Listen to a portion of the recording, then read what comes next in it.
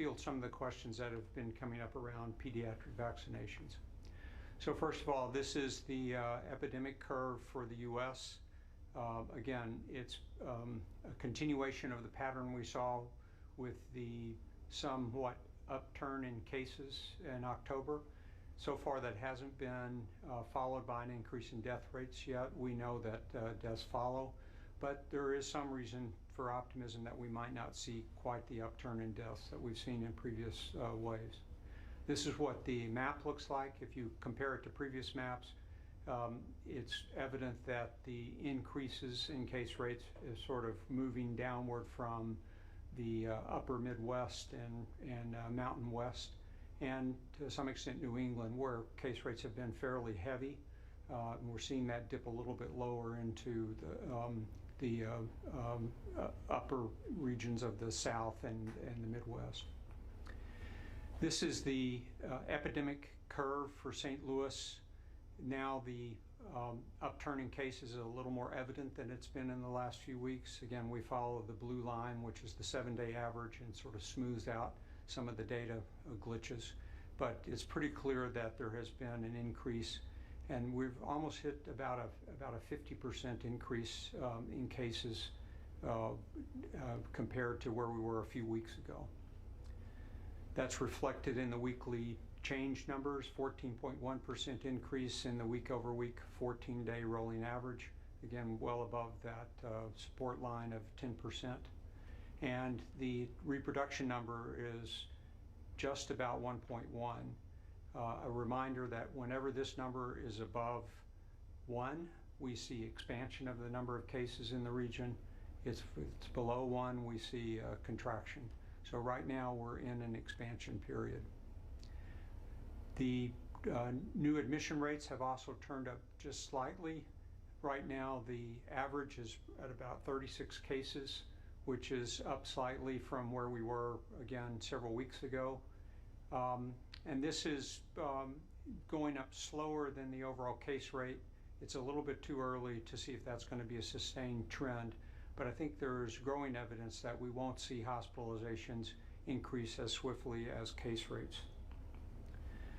Looking at daily net hospitalizations, so this is the number of people who are currently hospitalized, and once again that number has been relatively stable, maybe up a little bit. 7-day moving average is now 240. It had been a little bit lower than that several weeks ago. Today, 250 people were currently hospitalized as of this morning, with 58 in ICU and 32 in ventilator. This is a bit of a decrease in the proportion of cases overall that are in the ICU, and we certainly have fewer people on ventilators at this level of total hospital cases than we've had in the past. And last week we administered almost 300 doses of monoclonal antibody. Again, this is one of the available options that has clearly been shown to decrease the risk of progression in patients at risk. So if you have a case of COVID, we strongly encourage you to ask your doctor if you're eligible for an infusion that may help it from getting worse. Or if you're in a risk group and you've been exposed to someone with COVID, you may also be eligible for an infusion as a preventive strategy. The number of COVID deaths in task force hospitals is currently at 4. We have been in the low single digits for some time, and again, we have not seen a bump up in that rate yet, so we'll keep our fingers crossed that this modest increase won't run into more people dying. In terms of those who are in hospital, about 27% in 3 of the 4 task force systems have been vaccinated and represent breakthrough cases. So 2 important things about this are, one, again, the majority of people we are seeing come into the hospital and in particular wind up in an ICU or on a ventilator are unvaccinated individuals. And many of the people in that represented in that blue part of the pie chart are individuals who, had they been vaccinated, probably wouldn't have wound up being hospitalized. There is an increasing proportion of cases in the region that are due to breakthrough. That is, cases affecting people who've been previously immunized. And there are probably several reasons for that. One is that there is some waning immunity. So many people are getting past their 6-month mark, where we know from other countries and from various studies that the risk of getting COVID and having it progress start to go up at the 6-month mark, which is the reason for boosters. It's just a reminder that in that 27%, the majority of those individuals have reasons that put them at higher risk, either a compromise in their immune system, or they're older, or both. And to some extent, their risk doesn't go down as quickly as others. They may be more easily infected. And we do expect this number to continue to creep up as more people get vaccinated in the region. In terms of the pediatric cases, we're at 10 today with 3 in ICU. Again, that's considerably off the high that we saw back earlier in the fall, but it is higher than it's been in the weeks past. And this gives you statistics for the number of individuals who were discharged today. We passed that 30,000 cumulative COVID discharge number, which is a milestone for the hospitals in the region. In terms of looking ahead, these show the actual daily census, which is what we base our model projections on for the entire time span of the COVID pandemic, with the blue lines representing our models about what we expect to happen. We are right now seeing this flattening on the far right, which is starting to push a little against that model projection that shows a decrease.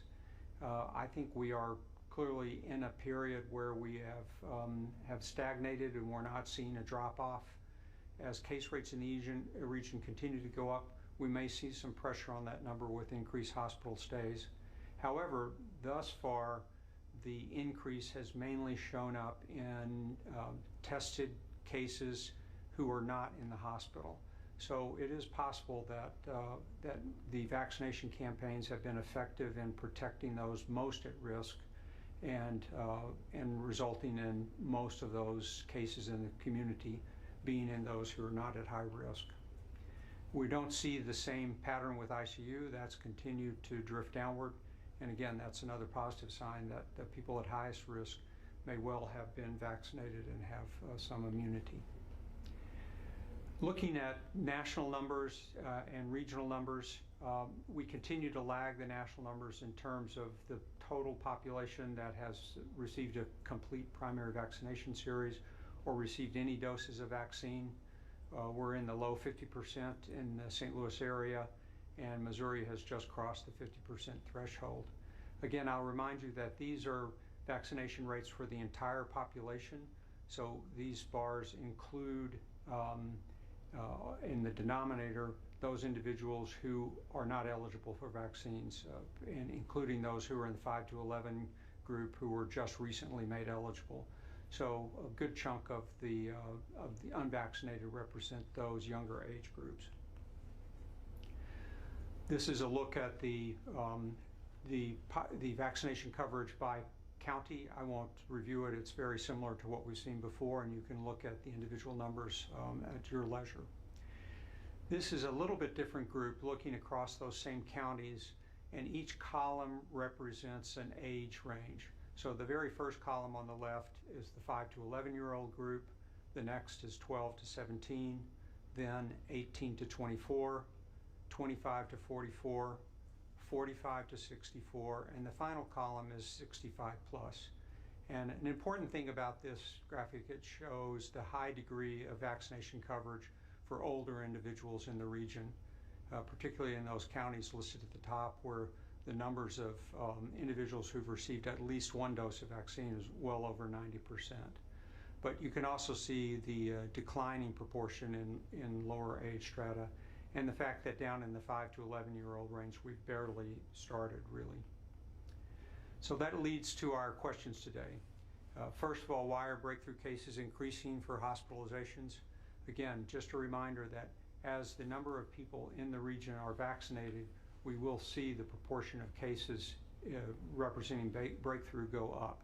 But we also have other factors that may be some declining immunity, as well as decreases in overall cases among unvaccinated just as the curve had turned down. We will expect to see continued increase, very slow for breakthrough cases, but that's not an indication that vaccines don't work. Right now, we still have very strong evidence that the vaccines are highly effective. Second question, should everyone who has been fully vaccinated for 6 months receive a booster? This is really a controversial issue right now. I think there's little question that a booster shot provides additional immunity.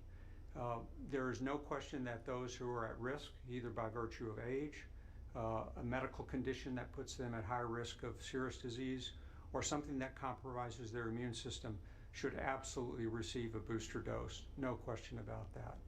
The controversy has been whether healthy young people who are not in jobs that place them at risk of acquisition and have no underlying health conditions that put them at risk should receive a booster.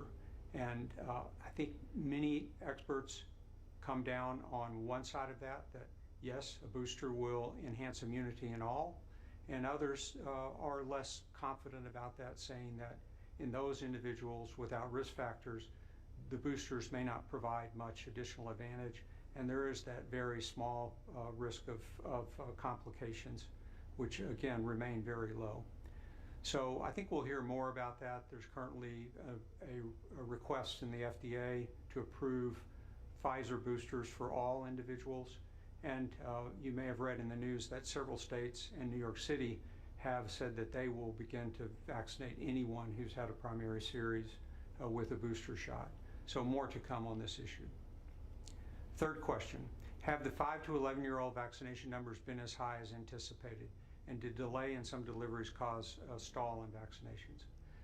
The anticipation was high, and the doses of vaccine that have been available are being used as quickly as they come in. We don't have any impression that this has caused a lapse in interest in the vaccine, and appointments are booking up. But there are many providers in the region who can supply vaccine for kids in the 5 to 11-year-old age group. I urge you to visit the State Department of Health website that shows vaccination locations, or Vaccinate STL, which provides another way of identifying places where children can be vaccinated. I think there'll be plenty of vaccine to go around. In the previous wave with teenagers, we had very strong demand for the beginning, and then it fell off some. We probably see the same thing, so I don't think anyone should feel anxious that they're not going to be able to get their child vaccinated. And in fact, I will remind people that if they can get a vaccine in relatively soon, there'll be time for their children to be fully immunized for the Christmas holidays, which may take some pressure off of people worrying about their kids getting sick or spreading infection to others. The next question is, what would I say to a parent who's been vaccinated but's hesitant to get their child vaccinated? Well, the first question would be why they're hesitant, and I'd urge them to talk to their pediatrician, family practitioner, whoever delivers care to them and their children about the vaccines, and just hear their opinion. I think almost all clinicians are supportive of getting kids vaccinated. We have lots of data accumulating that there is very little risk through the vaccines. What we do know is that getting COVID is not risk-free for kids. In this age group alone, in the 5 to 11-year-old range, there have been about 100 deaths nationally and over 8,000 hospitalizations. Plus, some kids get persistent symptoms after COVID, not to mention that just having COVID interferes with school and their normal functions. Beyond that, I'll just remind you that children can transmit the disease to others who are more vulnerable than they are. So there are lots of reasons to get kids vaccinated and very few reasons not to. The final question concerns cases of flu in the region. In Missouri, there have been about 250 cases of laboratory confirmed influenza. That's a pretty small number compared to what we would usually see in a flu season, but it does feel like we are starting to see cases of flu.